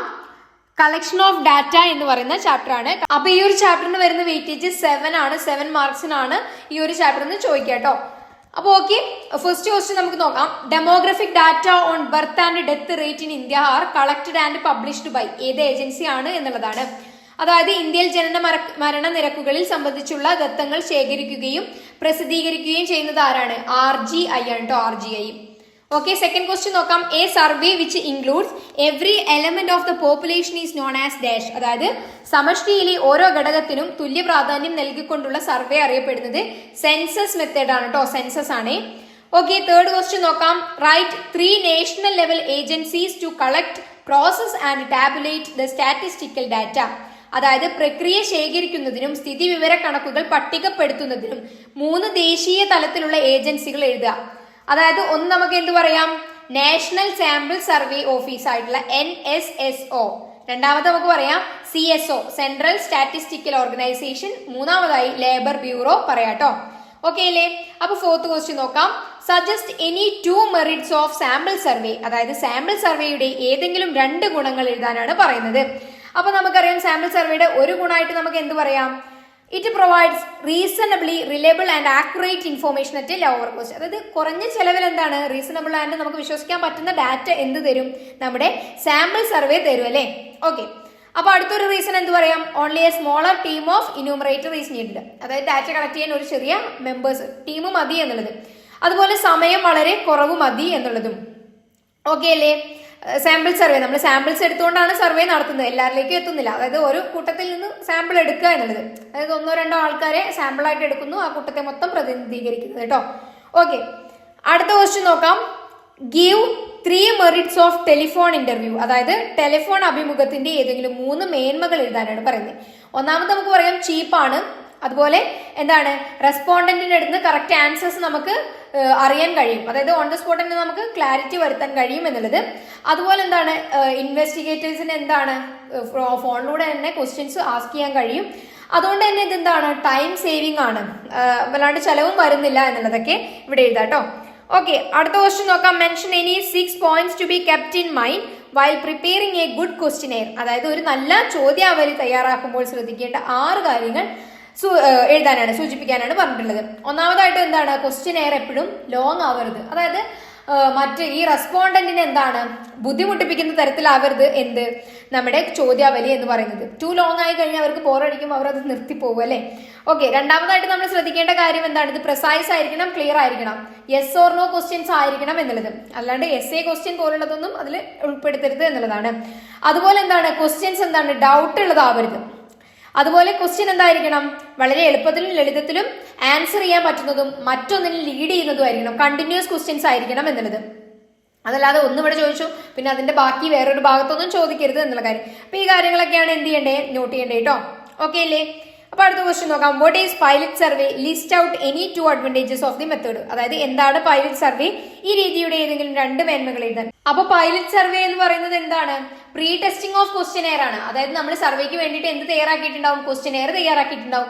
അതൊന്ന് പ്രീ ടെസ്റ്റ് ചെയ്യുക, അല്ലെങ്കിൽ ഒന്ന് മുൻകൂട്ടി ഒന്ന് വായിച്ചു നോക്കുക, സർവേനെ കുറിച്ച് ഒരു ഐഡിയ വരുത്തുന്നതാണ് എന്ത് പൈലറ്റ് സർവേ. പ്രീ ടെസ്റ്റിംഗ് ആണ്. ഇതിന്റെ ഒരു മേന്മ എന്ന് പറയുന്നത് നമുക്ക് എന്താണ്, അതിന്റെ ഒരു പ്രിലിമിനറി ഐഡിയ, സർവേനെ പറ്റിയിട്ട് മുൻധാരണ ഉണ്ടാവും എന്നുള്ളത് ഒന്നാണ്. അതുപോലെ നമുക്ക് എന്ത് മനസ്സിലാക്കാൻ പറ്റും, ഇതിന്റെ എന്തെങ്കിലും ഡ്രോബാക്ക്, ഇതിന് എന്തെങ്കിലും കുഴപ്പം വന്നിട്ടുണ്ടോ എന്നുള്ളത് ഒരു പ്രാവശ്യം നമുക്ക് വായിച്ചു നോക്കിയാൽ മനസ്സിലാക്കാൻ കഴിയും. ഇതൊക്കെയാണ് എന്ത് ഇതിന്റെ ഗുണമേന്മ എന്ന് പറയുന്നത്. ഓക്കെ അല്ലേ? വളരെ എളുപ്പമാണ്, സിമ്പിൾ അല്ലേ? ഓക്കെ, അപ്പൊ നമുക്ക് അടുത്ത ചാപ്റ്ററിലോട്ട് പോയാലോ. Chapter 3 organisation of data. ഈ ഒരു ചാപ്റ്റർ വരുന്നത് 4 മാർക്കാണ് കേട്ടോ. വെയിറ്റേജ് വരുന്നത് 4 മാർക്കാണ്. അപ്പൊ നമുക്ക് ഫസ്റ്റ് ക്വസ്റ്റ്യൻ നോക്കാം. Frequency distribution of two variables is known as dash. അതായത് രണ്ട് ചരങ്ങളുടെ സഞ്ചിതാവൃത്തിയെ പറയുന്നത് എന്താണ് എന്നുള്ളതാണ്. എന്താ നമ്മൾ പറയാ? Bivariate distribution. ബൈവാരിയേറ്റ് ഡിസ്ട്രിബ്യൂഷൻ ട്ടോ. ഓക്കെ അല്ലേ? അപ്പൊ രണ്ടാമത്തെ ക്വസ്റ്റ്യൻ നോക്കാം. The raw data summarised and made comprehensive by dash. അതായത് സംസ്കൃത ഡാറ്റ സംഗ്രഹിക്കുകയും സമഗ്രമാക്കുകയും ചെയ്യുന്നതിനെ നമ്മൾ എന്ത് പറയും? ക്ലാസിഫിക്കേഷൻ അല്ലെങ്കിൽ വർഗീകരണം എന്നാണ് പറയാ ട്ടോ. ക്ലിയർ അല്ലേ? മൂന്നാമത്തെ ക്വസ്റ്റ്യൻ നോക്കാം. In spatial classification the data are classified with the reference to dash. അതായത് സ്പേഷ്യൽ നമുക്കറിയാം എന്താണ്? ജോഗ്രഫിക്കൽ ലൊക്കേഷൻ ആണ് അല്ലേ? ഡാറ്റ കളക്ട് ചെയ്യുന്നത് ജോഗ്രഫിക്കൽ ലൊക്കേഷൻ ബേസ് ചെയ്തിട്ടാണ്, റെഫറൻസ് ചെയ്തിട്ടാണ്. ഓക്കെ അല്ലേ? The value of a descriptive variable changes only by dash. അതായത് ഒരു വിവരണാത്മക വാരിയബിളിന്റെ മൂല്യം എന്തുകൊണ്ട് മാത്രമാണ് മാറുക എന്നുള്ളത് ഫിനീറ്റ് ജംസ് ആണ് കേട്ടോ. ഫിനീറ്റ് ജംസ്. ഫിഫ്ത്ത് ക്വസ്റ്റ്യൻ നോക്കാം. What do you mean by random sampling? അതായത് റാൻഡം സാമ്പിളിംഗ് കൊണ്ട് നിങ്ങൾ എന്താ ഉദ്ദേശിക്കുന്നത് എന്നുള്ളത് നമുക്കിവിടെ ഒരു എക്സാമ്പിൾ പറഞ്ഞാൽ തന്നെ നിങ്ങൾക്ക് മനസ്സിലാവും. അതായത് നമുക്ക് എന്താണ് സർവേ നടത്തുമ്പോൾ നമ്മൾ സാമ്പിൾ എടുക്കും. അതായത് സാമ്പിൾ സാധാരണ സെലക്ട് ചെയ്യുന്ന മെത്തേഡ് ഉണ്ട്. ഇവിടെ നമ്മൾ റാൻഡം സാമ്പിളിംഗ് ആണ്. അതായത് റാൻഡം സാമ്പിളിംഗ് എന്ന് പറഞ്ഞാൽ നമ്മൾ എന്താണ് റാൻഡം ആയിട്ട് എടുക്കുകയാണ് സാമ്പിൾസ്. അതിനിപ്പോൾ ഒരു എക്സാമ്പിൾ പറയുകയാണെങ്കിൽ ഇപ്പോൾ 200 വീടിന്റെ 200 വീട്ടിലെ കുടുംബാംഗങ്ങളുടെ പേര് നമ്മൾ എഴുതി അത് നമ്മൾ ലോട്ടിംഗ് മെത്തേഡ് ഉപയോഗിച്ചെടുക്കുന്ന പോലെ. ഇപ്പൊ 200 പേര് എഴുതി കഴിഞ്ഞു, ഓരോ വീട്ടിൽ ഒരാളെ കൂട്ടിയാൽ മതി. അപ്പോൾ ലോട്ട് എടുക്കുന്ന രീതി, അതിൽ നിന്ന് ഒരു 20 ആളെ നമ്മൾ തെരഞ്ഞെടുക്കുന്നതിനെയാണ് ലോട്ട് എടുക്കില്ലേ നമ്മള്. അപ്പൊ അതിൽ നിന്ന് എടുക്കുന്ന ഈ 20 ആളാണ് നമ്മൾ എന്ത് റാൻഡം ആയിട്ട് കിട്ടിയ സാമ്പിൾസ് എന്ന് പറയുന്നത്. ക്ലിയർ ആണല്ലോ? ഓക്കെ അല്ലേ? ഓക്കെ. അപ്പൊ നമുക്ക് ഫോർത്ത് ചാപ്റ്റർ നോക്കാം കേട്ടോ. Fourth chapter presentation of data important ആണ്. ഇനി പറയുന്ന 2 ചാപ്റ്റേഴ്സും 8 മാർക്കാണ് 2 ചാപ്റ്റേഴ്സിന്റെയും വെയിറ്റേജ് വരുന്നത്. പ്രസന്റേഷൻ ഓഫ് ഡാറ്റ എന്ന് പറയുന്നത് കുറച്ച് പ്രോബ്ലം വരുന്നുണ്ട് കേട്ടോ. എളുപ്പമാണ്, വളരെ എളുപ്പമാണ്. നമ്മൾ അത് വരച്ച് കാണിച്ചു തരേ. ഓക്കെ. അപ്പൊ എന്തായാലും നമുക്ക് ഫസ്റ്റ് ക്വസ്റ്റ്യൻ നോക്കാം. A plane bounded by straight lines usually 4 or more lines is called dash. അതായത് സാധാരണയായി 4 അതിലധികമോ നേർരേഖകളാൽ ബന്ധമായ ഒരു പ്രതലത്തെ അറിയപ്പെടുന്നത് എന്താണ് എന്നുള്ളത്. എന്താണ്? ഫ്രീക്വൻസി പോളിഗൺ ആണ് കേട്ടോ. Frequency polygon. ക്ലിയർ അല്ലേ? ഓക്കെ. അപ്പൊ അടുത്ത ക്വസ്റ്റ്യൻ നോക്കാം. Presentation of data is classified into 3. What are they? അതായത് ഡാറ്റയുടെ അവതരണം 3 തരംതിരിച്ചിരിക്കുന്നു. അവ ഏതാണ് എന്നുള്ളതാണ്. എന്താണ് നമുക്ക് പറയാം? ടെക്സ്ച്വൽ റെപ്രസെന്റേഷൻ, ടാബുലർ റെപ്രസെന്റേഷൻ, അതുപോലെ ഡയഗ്രമാറ്റിക് അല്ലെങ്കിൽ ഗ്രാഫിക്കൽ പ്രസന്റേഷൻ ആണ് കേട്ടോ. 3 ടെക്സ്ച്വല്, ടാബുലർ, ഡയഗ്രമാറ്റിക് അല്ലെങ്കിൽ ഗ്രാഫിക്കൽ എന്നും പറയാം. ഓക്കെ അല്ലേ? അപ്പൊ തേർഡ് ക്വസ്റ്റ്യൻ നോക്കാം. പൈ ഡയഗ്രാം ആണ്. ഇവിടെ ഞാനൊരു പ്രോബ്ലം ചെയ്ത് കാണിക്കാൻ കേട്ടോ. എന്നാലും നിങ്ങൾക്ക് ഈ പൈ ഡയഗ്രാം അതുപോലെ തന്നെ ഒജീവ്, ലെസ് ദാൻ ഒജീവും മോർ ദാൻ ഒജീവും മനസ്സിലാവുള്ളൂ. ഓക്കെ. അപ്പൊ ക്വസ്റ്റ്യൻ നിങ്ങൾ ശ്രദ്ധിക്കുക. Draw a pie diagram based on the following data. അതായത് ഡാറ്റ ഇവിടെ താഴെ തന്നിട്ടുണ്ട്. നമ്മളോട് എന്താ ഈ ഡാറ്റ വെച്ച് ചെയ്യാൻ പറഞ്ഞിട്ടുള്ളത്? പൈ ഡയഗ്രാം വരയ്ക്കാനാണ് അല്ലേ?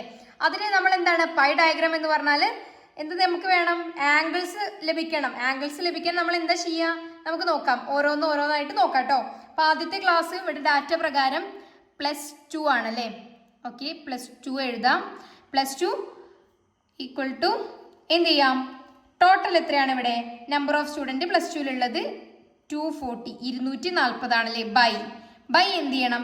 ഇതിന്റെ ടോട്ടൽ കാണാം. അതായത് ഇതിന്റെ ടോട്ടൽ എത്രയായിരിക്കും? ടോട്ടൽ എന്ന് പറയുന്നത് 660 ആയിരിക്കും കേട്ടോ. അപ്പോൾ 240/660 ആണ് വരിക. ഇൻറ്റു 360 ഡിഗ്രിയാണ്. ഈ 360 എന്താണ്? നമുക്കറിയാം പൈ ഡയഗ്രാം ആണ് വരയ്ക്കേണ്ടത്. അപ്പോൾ സർക്കിളിന്റെ മൊത്തം ഡിഗ്രി എത്രയാണ്? 360 ആണല്ലേ? ഓക്കെ. അപ്പോൾ +2ന്റെ ഇതാണ് വരിക. അതായത് 240 എന്താണ്? നമ്പർ ഓഫ് സ്റ്റുഡൻ്റ് ആണ്. +2ലുള്ള കുട്ടികളുടെ നമ്പർ ആണ് 240 എന്ന് പറയുന്നത്. By total into 360. അപ്പം നമുക്ക് എത്ര കിട്ടും? 130.90 ഡിഗ്രി. ഓക്കെ അല്ലേ? അപ്പം നമുക്ക് +2ന്റെ കിട്ടി. ഇനി നമുക്ക് എന്താ കാണണ്ടേ? +1 ആണല്ലേ? ഓക്കെ. +1 എഴുതാം. എത്രയാണ്? Number of student 180/660 into 360. എത്ര കിട്ടുക നമുക്ക്? 98.18 ഡിഗ്രി. ഓക്കെ അല്ലേ? അപ്പോൾ ഓക്കെ. അപ്പോൾ നമുക്ക് അടുത്ത് നോക്കാം. ഏതാണ്? 10th ആണല്ലേ? ഓക്കെ. 10th എത്രയാണ്? 120/660 ഇൻറ്റു 360 ഈക്വൽ ടു എത്രയാണ്? 65.45 ഡിഗ്രി. ഇതന്നെ സെയിം ആണ് 9th വരുന്നത്. ഡാറ്റ സെയിം ആയതുകൊണ്ടാണ് കേട്ടോ. ഓക്കെ അല്ലേ? ക്ലിയർ അല്ലേ ഇത്? ഓക്കെ. അപ്പൊ നമുക്ക് മൊത്തം ആംഗിൾസ് എല്ലാം കിട്ടിക്കഴിഞ്ഞു. ഇനി ഒരു കാര്യം ചെയ്യാം, നിങ്ങൾ ഇതെല്ലാം കൂടെ ഒന്ന് കൂട്ടി നോക്കി കഴിഞ്ഞാൽ എന്ത് കിട്ടും? ഈ ആൻസേഴ്സ് എല്ലാം കൂട്ടി നോക്കി കഴിഞ്ഞാൽ 360 ഡിഗ്രി നമുക്ക് കിട്ടണം. ഓക്കെ അല്ലേ? അപ്പൊ ഈ ആംഗിൾസ് വെച്ചിട്ട് നിങ്ങൾക്ക് പ്രൊട്രാക്ടർ യൂസ് ചെയ്തുകൊണ്ട് വരയ്ക്കാൻ എളുപ്പമാണ്, പൈ ഡയഗ്രാം വരയ്ക്കാൻ. ഇനി അത് കാണിച്ചു തരേണ്ട ആവശ്യമില്ലല്ലോ. മിസ്സിന് കുറച്ച് ബുദ്ധിമുട്ടുണ്ട്, കാരണം നമ്മൾ ചാനലെല്ലാം സ്റ്റാർട്ട് ചെയ്തിട്ടുള്ളൂ. അതുകൊണ്ട് വീഡിയോ എടുക്കുന്നതിൽ ചെറിയ പരിമിതികളെല്ലാം ഉണ്ട്. അതുകൊണ്ടാണ് ഇങ്ങനെ ചെയ്യുന്നത് കേട്ടോ. എന്തായാലും എൻ്റെ മക്കള് ബുദ്ധിമുട്ടരുത് എന്ന് കരുതിയോണ്ടാണ് ഞാൻ ആൻസറും കൂടെ കാണിച്ചു തരാമെന്ന് വിചാരിക്കുന്നത്. അപ്പോൾ നമ്മളിത് നൈറ്റാണ് വീഡിയോ ചെയ്യുന്നത്. അപ്പോൾ അത്രയും റിക്വസ്റ്റ് ഉണ്ടായിരുന്നു നമുക്ക് വീഡിയോ പെട്ടെന്ന് ഇടണം എന്ന് പറഞ്ഞുകൊണ്ട്. അപ്പോൾ അതുകൊണ്ടാണ് ഇങ്ങനെ ചെയ്യുന്നത്. നിങ്ങളൊന്ന് മനസ്സിലാക്കുക കേട്ടോ. എൻ്റെ മക്കൾ മനസ്സിലാക്കുമെന്ന് എനിക്ക് നന്നായിട്ട് അറിയാം, എന്നാലും ഞാൻ പറഞ്ഞതാണ് കേട്ടോ. ഓക്കെ അല്ലേ? നിങ്ങൾക്ക് മനസ്സിലായോ? പൈ ഡയഗ്രാം മനസ്സിലായെന്ന് വിചാരിക്കുന്നു. ക്ലിയർ അല്ലേ? ഈ ആംഗിൾസ് നമുക്ക് കിട്ടിക്കഴിഞ്ഞു. 360 ഡിഗ്രി ആണ് ഇത് മൊത്തം കൂട്ടിക്കഴിഞ്ഞാൽ വരാം. 360 ഡിഗ്രി വരും. അതെന്താണ്? നിങ്ങളൊന്ന് വരച്ചാൽ മാത്രം മതി. പ്രൊട്രാക്ടർ യൂസ് ചെയ്തുകൊണ്ട് വരയ്ക്കാം. എളുപ്പമാണ് കേട്ടോ. ക്ലിയർ അല്ലേ? അപ്പൊ നമുക്ക് ഇനി അടുത്ത ഒരു ഒജീവിന്റെ കാര്യം കൂടെ നോക്കിയിട്ട് ഈ പാഠം അവസാനിപ്പിച്ചാലോ? അപ്പൊ നമുക്ക് ഈ ചാപ്റ്ററിലെ ലാസ്റ്റ് ക്വസ്റ്റ്യൻ നോക്കാം. Draw less than ogive and more than ogive for the data given below in A single diagram. അപ്പൊ ഇതാണ് ക്വസ്റ്റ്യൻ തന്നിരിക്കുന്നത്. മാർക്ക് ഇവിടെ തന്നിട്ടുണ്ട്. ഡാറ്റ മാർക്ക് ആണ്. Mark 0 to 10, 10 to 20, 20 to 30, 30 to 40, 40 to 50 തന്നിട്ടുണ്ട്. നമ്പർ ഓഫ് സ്റ്റുഡൻസ് തന്നിട്ടുണ്ട്. അതായത് 0 to 10 ഉള്ളിൽ മാർക്ക് കിട്ടിയ കുട്ടികളുടെ എണ്ണം എത്രയാണ്? 5 പേരാണ്. 10 to 20 ഉള്ളിൽ കിട്ടിയത് 12 പേർക്കാണ്. അങ്ങനെ 20 to 30 14 പേർക്കും, അതുപോലെ 40 to 50 8 പേർക്കുമാണ് കിട്ടിയിട്ടുള്ളത്. അപ്പൊ ഇത് തന്നിട്ടുണ്ടല്ലോ. ഓക്കെ, ഇതാണ് നമ്മളെ ക്വസ്റ്റ്യൻ. അപ്പം നമ്മൾ ആൻസർ ചെയ്യേണ്ടത്, നിങ്ങൾ ഒരു കാര്യം ചെയ്യുക, ആദ്യം തന്നെ ലെസ് ദാൻ എന്നും മോർ ദാൻ എന്നും, less than ogive more than ogive, ഇങ്ങനെ 2 കോളം ഉണ്ടാക്കി വെക്കാം. മാർക്ക് ആദ്യം നമ്മൾ മാർക്ക് ചെയ്യാം. ലെസ് ദാൻ ഒജീവില് നമ്മൾ മാർക്ക് ചെയ്യുമ്പോൾ, അതായത് നമ്മുടെ ലിമിറ്റ് മാർക്ക് ചെയ്യുമ്പോൾ നമ്മൾ ഓർത്തിരിക്കേണ്ട ഒരു കാര്യം എന്ന് പറയുന്നത് upper limit. Less than ogive UL എന്ന് ആലോചിച്ച് വെക്കുക. Less than ogive UL, upper limit. അതായത് ഈ ലിമിറ്റിലെ അപ്പർ ലിമിറ്റ് ഏതാണ്? ഇവിടെ 10 ആണല്ലേ? അപ്പൊ നിങ്ങൾ ഇവിടെ 10 എന്ന് എഴുതുക. നമ്മൾ കമ്പയർ ചെയ്ത് എഴുതാം കേട്ടോ. മോർ ദാൻ ഒജീവിലാണെങ്കിൽ നിങ്ങൾ മനസ്സിലേക്ക് വരുത്തേണ്ട ഒരു കാര്യം ലോവർ ലിമിറ്റ് ആണ്. അപ്പൊ ഇതിൽ ലോവർ ലിമിറ്റ് ഏതാണ്? 0 ആണല്ലേ? അപ്പൊ നമ്മൾ എഴുതേണ്ടത് ഇവിടെ 0. ക്ലിയർ അല്ലേ? ഓക്കെ, അപ്പൊ അടുത്തത് നോക്കാം. ഇനി ഇങ്ങനെ എഴുതി പോവാം. 10, ഇവിടെ 20, അതായത് അപ്പർ ലിമിറ്റ് ആണ് എഴുതേണ്ടത്. 30, 40, 50. ക്ലിയർ ആണല്ലോ? ഓക്കെ, അപ്പോൾ മോർ ദാൻ ഒജീവിലാണെങ്കിൽ നമ്മൾ എപ്പോഴും എന്താ നോക്കുക? ലോവർ ലിമിറ്റ് ആണ്. അപ്പോൾ അവിടുത്തെ ലോവർ ലിമിറ്റ് എത്രയാണ്? ഇനി 10, 20, 30, 40. ക്ലിയർ ആണല്ലോ? ഇത്രയും ക്ലിയർ ആണല്ലോ? ഇനി നമുക്ക് കണ്ടെത്തേണ്ടതാണ് ക്യുമുലേറ്റീവ് ഫ്രീക്വൻസി. അതാണ് ഈ CF എന്ന് പറഞ്ഞ് കൊടുത്തിരിക്കുന്നത്. 2ലുണ്ട് കേട്ടോ ക്യുമുലേറ്റീവ് ഫ്രീക്വൻസി. അപ്പോൾ ഇവിടെ നിങ്ങൾ എത്രയാണ്? ലെസ് ദാൻ ഒജീവിൽ നമ്മൾ പറഞ്ഞു 10 ആണ്. അപ്പോൾ നിങ്ങൾ മാർക്ക് ചെയ്യുക. 10നടിയിലേക്ക് വരുന്നത് ഏതാണ്? 5 ആണല്ലേ? അപ്പോൾ 5. ഓക്കെ അല്ലേ? ഇനി അടുത്തത് ഏതാ? 20 ആണ്. അപ്പോൾ ഇത് പ്ലസ് ചെയ്ത് എഴുതുക. 20ന്റെ അടിയിലേക്ക് ഏതൊക്കെയാ? ലോവർ ലിമിറ്റിൽ എത്രയാ വരുന്നുണ്ട്? അതാണ് ലെസ് ദാൻ. 20ൽ ലെസ് ദാൻ ഏതൊക്കെയാ വരുന്നത്? 5, 12. 5ഉം 12ഉം കൂട്ടിക്കഴിഞ്ഞാൽ നമുക്ക് എത്ര കിട്ടും? 17. അതായത് ഇനി ഇത് പ്ലസ് ചെയ്ത് എഴുതാം കേട്ടോ. അപ്പോൾ 30 നോക്കുക. 30യുടെ അടിയിലേക്ക് എത്ര വരുന്നുണ്ട്? ലെസ് ദാൻ ഒജീവാണ്. 5 + 12 + 14. അപ്പോൾ എത്ര കിട്ടും നമുക്ക്? 31 കിട്ടും കേട്ടോ. ഇനി അടുത്തത് നോക്കാം. 40 ആണ് വരുന്നത്. 40യുടെ അടിയിലേക്ക് വരുന്നത് മൊത്തം പ്ലസ് ചെയ്ത് എഴുതാം. എത്ര? 10ഉം കൂടി കഴിഞ്ഞാൽ 41 കേട്ടോ. ഇനി 50യുടെ അടിയിലേക്ക് എത്ര വരുന്നുണ്ട്? 49. ക്ലിയർ ആണല്ലോ? അതായത് നമ്മൾ പറഞ്ഞു ലെസ് ദാൻ ഒജീവ് വരയ്ക്കുമ്പോൾ എപ്പോഴും നിങ്ങൾ ആലോചിച്ച് വെക്കേണ്ട അപ്പർ ലിമിറ്റ് ആണ്. അതാണ് UL എന്ന് പറയുന്നത്.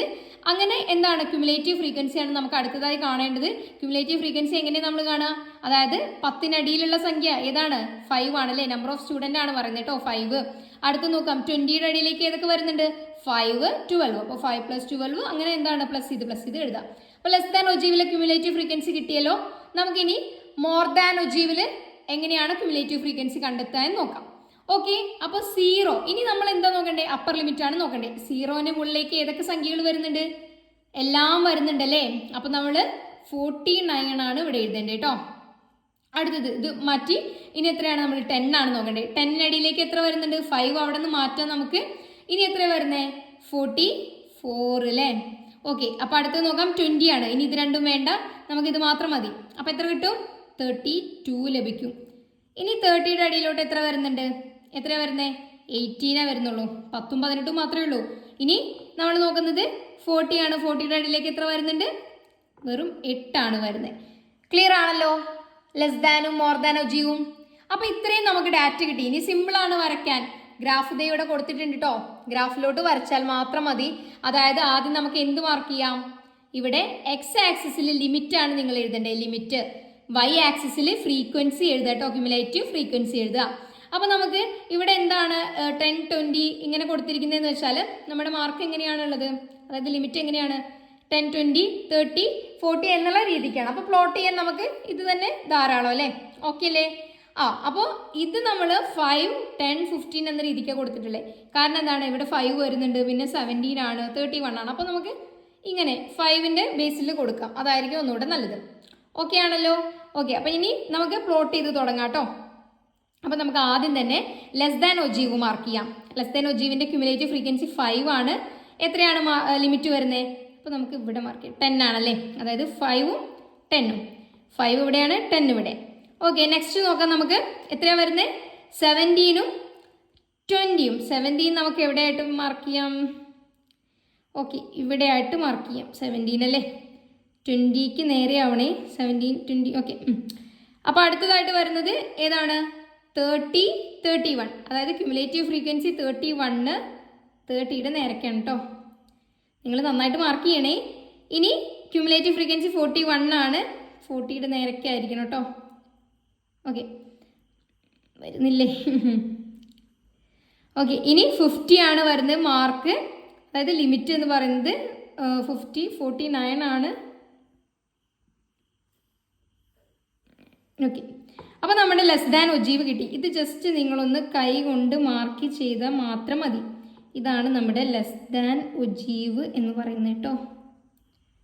ക്ലിയർ ആണല്ലോ? ഓക്കെ. ഇനി നമുക്ക് മോർ ദാൻ ഒജീവ് വരച്ചാലോ? മോർ ദാൻ ഒജീവ് എങ്ങനെയാണ് വരുന്നത്? 0, 49 ഇവിടെയാണ് വരുന്നത്. 0, അതായത് ലിമിറ്റ് വരുന്നത് എത്രയാണ്? 0. അപ്പോൾ ഇവിടെ 0, 49 ഫ്രീക്വൻസി. അടുത്ത് നോക്കാം. 10, 44 ആണ് വരുന്നത് അല്ലേ? ഓക്കെ. നമ്മുടെ 44 ഇവിടെ നമുക്ക് മാർക്ക് ചെയ്യാം. 10 വരുന്നത് ഇവിടെയാണ്. അപ്പോൾ 44, 10. ഓക്കെ അല്ലേ? ഇനി അടുത്തത് 20 ആണ് വരുന്നത്. 20 എത്രയാണ്? 32 ആണല്ലേ? 32 ഇവിടെ ആയിട്ട് മാർക്ക് ചെയ്യാം നമുക്ക്. ഓക്കെ. അടുത്തത് എത്രയാണ് വരുന്നത്? 30, 18 ആണോ അല്ലേ വരുന്നത്? ക്യുമുലേറ്റീവ് ഫ്രീക്വൻസി 18 ആണ്. അപ്പോൾ നമുക്ക് ഇവിടെ ആയിട്ട് മാർക്ക് ചെയ്യാം. 18, 30. ഓക്കെ. അപ്പോൾ അടുത്ത് നോക്കാം. 48 ആണല്ലേ? 40 വരുന്നുണ്ട്. 8 നമുക്ക് ഇവിടെ ആയിട്ട് മാർക്ക് ചെയ്യാം.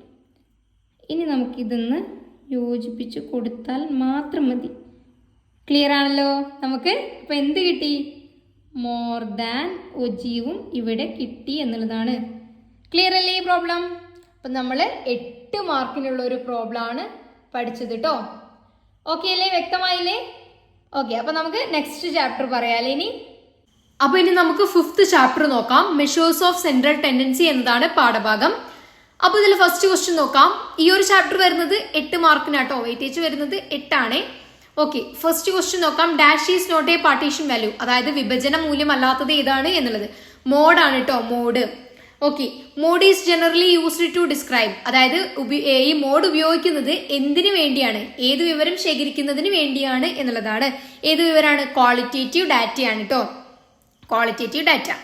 ഓക്കെ. തേർഡ് ക്വസ്റ്റ്യൻ നോക്കാം. The algebraic sum of deviation of a set of values from arithmetic mean is dash. അതായത് അരിത്തമാറ്റിക് മീനിൽ നിന്ന് മറ്റുള്ള മൂല്യങ്ങളിലേക്കുള്ള വ്യത്യാസത്തിന്റെ ആകെ തുക എത്രയാണ്? 0 ആണ് കേട്ടോ വരിക. 0. ഓക്കെ അല്ലേ? Okay. Dash divide the series into 2 equal part. അതായത് ഇവിടെ എന്താ പറയുന്നത്?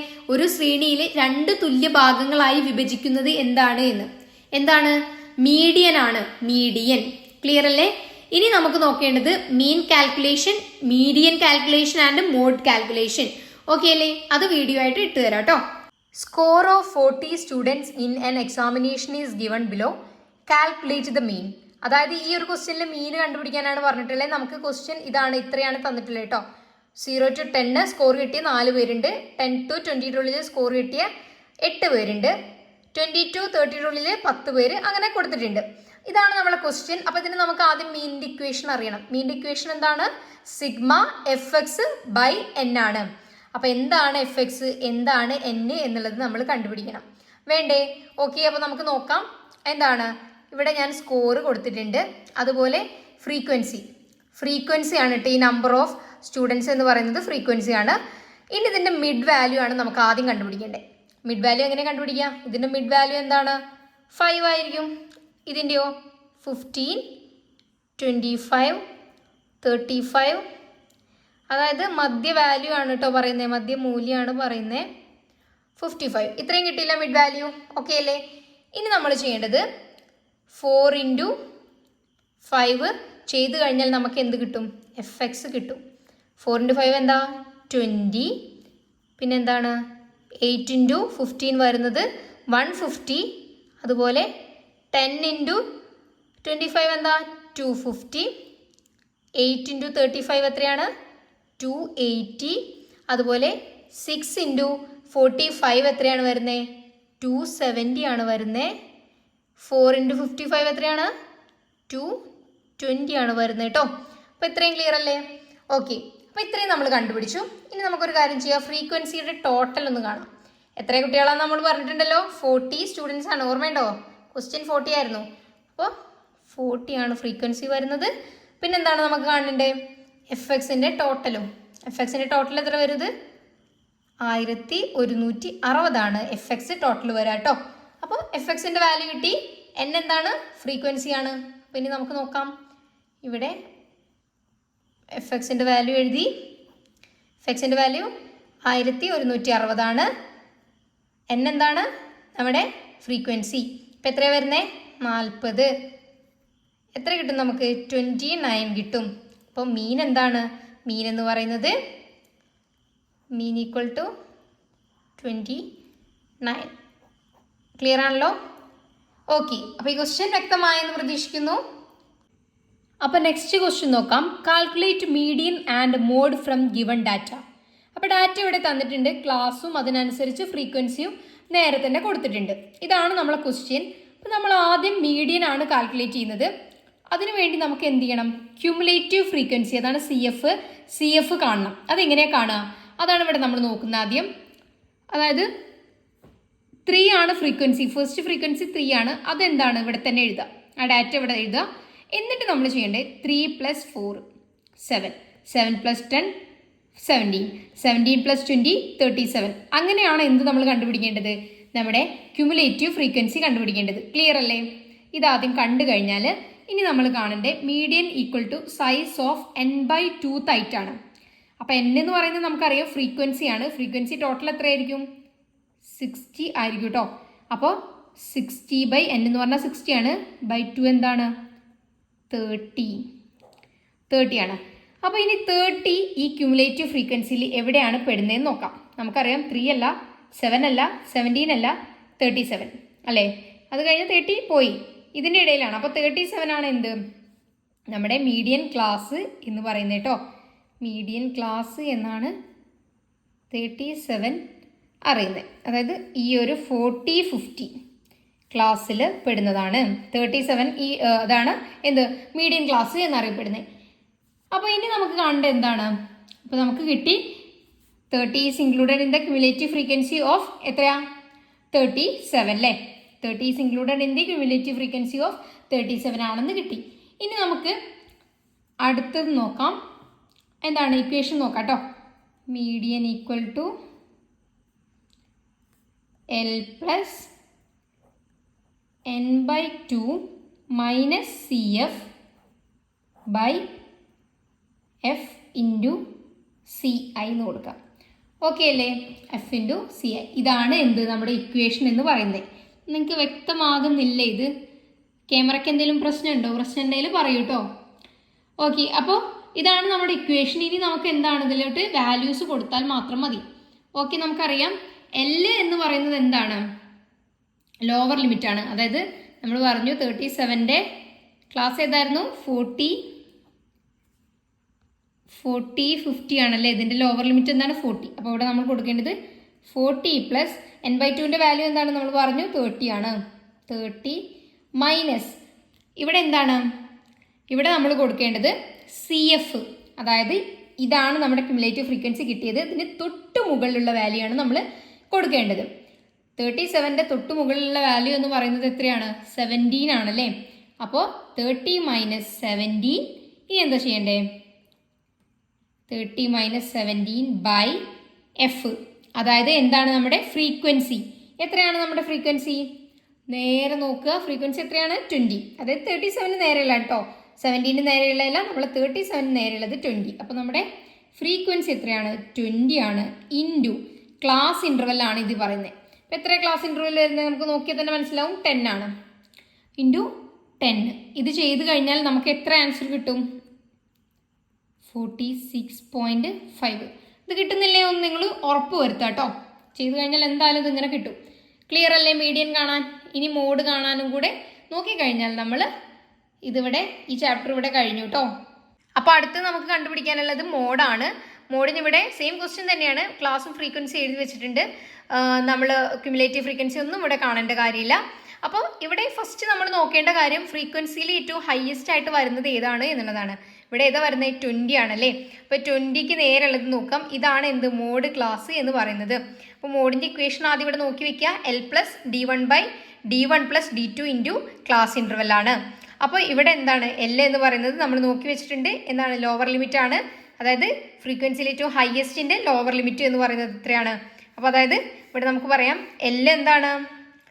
40 + D1 എന്ന് പറയുന്നത് ഇവ തമ്മിലുള്ള വ്യത്യാസത്തിനെയാണ്. അതായത് 20. അതായത് ഫ്രീക്വൻസിയിൽ ഏറ്റവും ഹയസ്റ്റ് ആയതും അതിന് തൊട്ട് മുകളിലുള്ളതും തമ്മിലുള്ള വ്യത്യാസം എത്രയാണ് വരിക? 10 അല്ലേ. 20 - 10 എത്രയാണ്? 10 തന്നെ കിട്ടുക. അപ്പോൾ D1 എത്രയാണ്? 10 ഇവിടെയും D1 ആണ് കേട്ടോ. 10 + D2 എന്ന് പറയുന്നത് ഈ ഫ്രീക്വൻസി ഹയസ്റ്റ് ഫ്രീക്വൻസിയും തൊട്ട് താഴെയുള്ളതും. അപ്പോൾ 20 - 12 എത്രയാണ്? 8 ആണ് കിട്ടുക കേട്ടോ. അപ്പോൾ D2 എന്ന് പറയുന്നത് 8. 10 + 8 ഇൻറ്റു ക്ലാസ് ഇൻ്റർവെൽ എത്ര നമുക്കറിയാം? 10. ഇത് ചെയ്ത് കഴിഞ്ഞാൽ നമുക്ക് എത്ര കിട്ടും? 40 + 10/18 ഇൻറ്റു 10. ഇത് ചെയ്ത് കഴിഞ്ഞാൽ നമുക്ക് ലാസ്റ്റ് കിട്ടുന്ന ആൻസർ 45.55 ആയിരിക്കും നമ്മുടെ മോഡ് എന്ന് പറയുന്നത് കേട്ടോ. ക്ലിയർ അല്ലേ? ഇത് ഇത്രയേ ഉള്ളൂ. വളരെ സിമ്പിളാണ്. ഇത്രയും കാര്യങ്ങൾ നിങ്ങൾക്ക് ഈ ചാപ്റ്ററിൽ നിന്ന് മനസ്സിലായി എന്ന് പ്രതീക്ഷിക്കുന്നു കേട്ടോ. അപ്പോൾ നമ്മൾ മീഡിയൻ മോഡെല്ലാം കാൽക്കുലേറ്റ് ചെയ്ത് കഴിഞ്ഞു. ഈ പാഠം ഇത്രയേ ഉള്ളൂ. ഇതിൽ നിന്ന് 8 മാർക്കിനാണ് ചോദിക്കുക കേട്ടോ. വെയിറ്റേജ് വരുന്നത് 8 ആണ്. അപ്പോൾ ഇത്രയേ ഉള്ളൂ നമ്മുടെ ക്ലാസ്. ഇത്രയും കാര്യങ്ങൾ നിങ്ങൾ വ്യക്തമായിട്ട് പഠിച്ചു കഴിഞ്ഞാൽ നിങ്ങൾക്ക് നല്ല മാർക്ക് സ്കോർ ചെയ്യാം. അതിനോടൊപ്പം ഒരു കാര്യം കൂടെ ചേർക്കുകയാണ്, നമ്മളെ ചാനൽ നിങ്ങൾക്ക് ഇഷ്ടപ്പെട്ടിട്ടുണ്ടെങ്കിൽ നമ്മുടെ ഫാമിലിയുടെ പാർട്ടാവുക, സബ്സ്ക്രൈബ് ചെയ്യുക കേട്ടോ. അപ്പോൾ നല്ല നല്ല വീഡിയോസ് ആയിട്ട് നമ്മൾ വരുന്നതായിരിക്കും. പിന്നെ എക്സാമിന് ടെൻഷനൊന്നും വേണ്ട, നന്നായിട്ട് തന്നെ എക്സാം എഴുതുക, നന്നായിട്ട് പഠിച്ച് നല്ല കൂളായിട്ട് എക്സാമിന് പോവുക കേട്ടോ. ഓക്കെ അല്ലേ? അപ്പോൾ എന്തായാലും ഓൾ ദി ബെസ്റ്റ് കേട്ടോ. നന്നായിട്ട് എഴുതുക എല്ലാവരും.